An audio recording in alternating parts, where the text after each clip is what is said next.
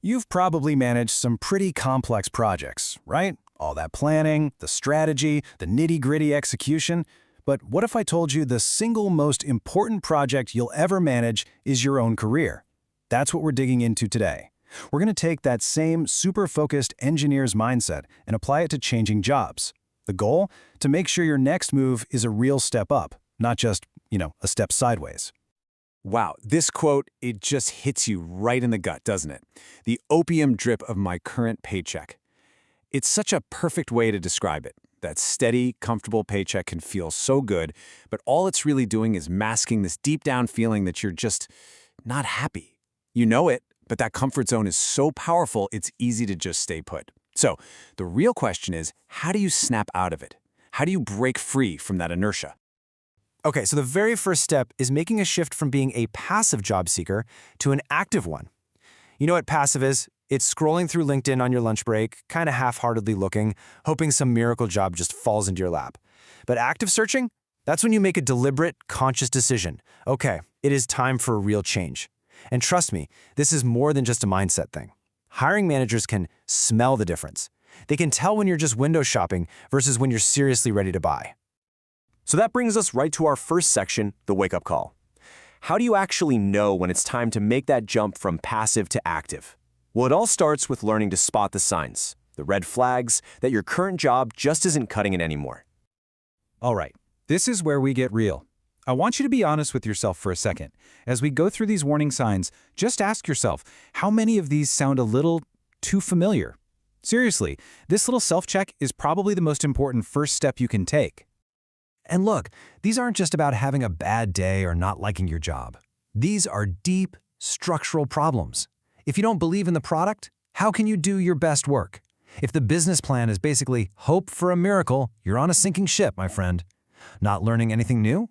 You're not growing, you're stagnating. And this one, a culture that values the appearance of working hard over actually getting things done, that's a treadmill to burnout.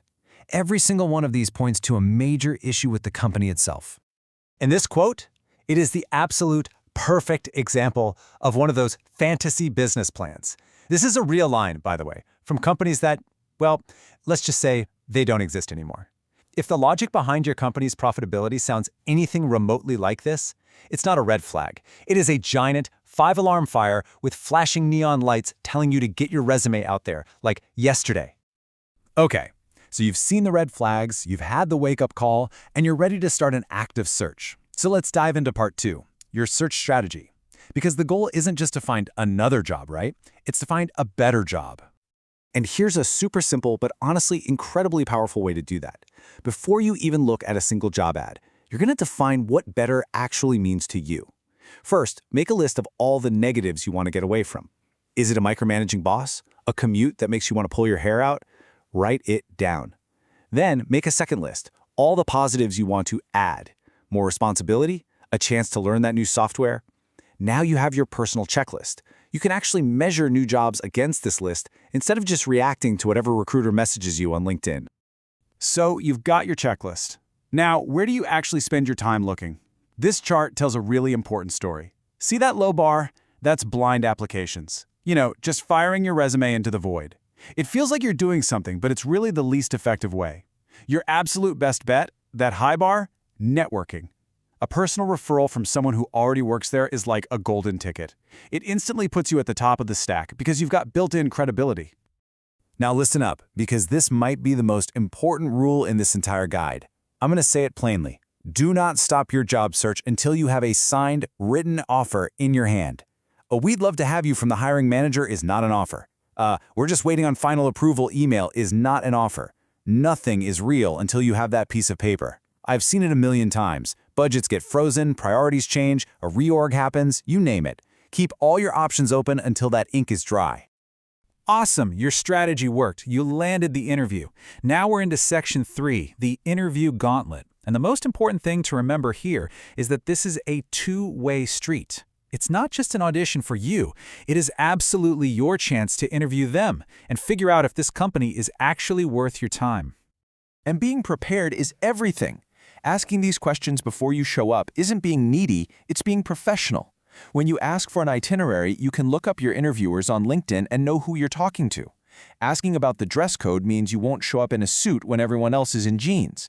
And how they handle your travel expenses, that tells you a ton about how organized they are and how much they respect your time. These are all little clues. All right, let's talk about those classic, tricky interview questions. First up, what is your greatest weakness? Please, please do not give that canned answer, "Oh, I'm just too much of a perfectionist." No. Pick a real but manageable weakness and then talk about what you're actively doing to improve it. That shows self-awareness. Next, why do you want to leave your current job? Rule number 1, never ever trash talk your old company. It just makes you look bad. Always frame it positively. You're excited about the new challenges here, not just running away from the old ones. And finally, tell me about yourself. Just be yourself. Seriously. The whole point is to find a place where you'll actually fit in, not to pretend to be someone you're not for the next few years. And that's exactly why being authentic is so important. Remember that two-way street thing? The interview is your best possible sneak peek into their company culture. If your interviewer is 20 minutes late and doesn't even apologize, or if a senior person seems totally checked out and disrespectful, that is not a one-off. That's data. That's telling you exactly what it's like to work there. So pay attention to those signals. You did it! You killed the interview, they loved you, and an offer is coming. Now we're at the final boss level, sealing the deal. This is the negotiation stage, and yeah, it can be intimidating for a lot of people, but it is absolutely crucial for getting what you're worth.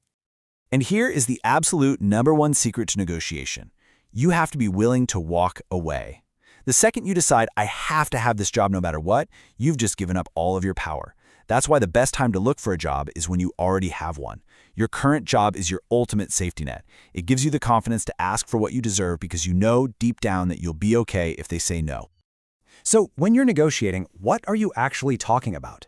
It's so important to remember that it is not just about the base salary.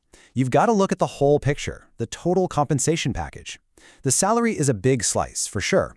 But what about the annual bonus, the stock options, the 401k match? Sometimes a job with a slightly lower base salary but a killer bonus and benefits package can actually put way more money in your pocket over time. Don't get fixated on that one number. And speaking of things like stock and 401k matches, there's a key term you absolutely have to understand: the vesting period. Basically, this just means you don't actually own those benefits right away. You have to stay with the company for a certain amount of time, usually a few years, before that stock or that matching money is truly yours. It's kind of like golden handcuffs. If you leave too early, you could be walking away from a ton of money. And one last really critical point on this. Always, always act with integrity. Once you've laid out your terms and they've negotiated in good faith and met them, the negotiation is over. Don't come back at the last minute and try to add new demands. Your reputation is everything.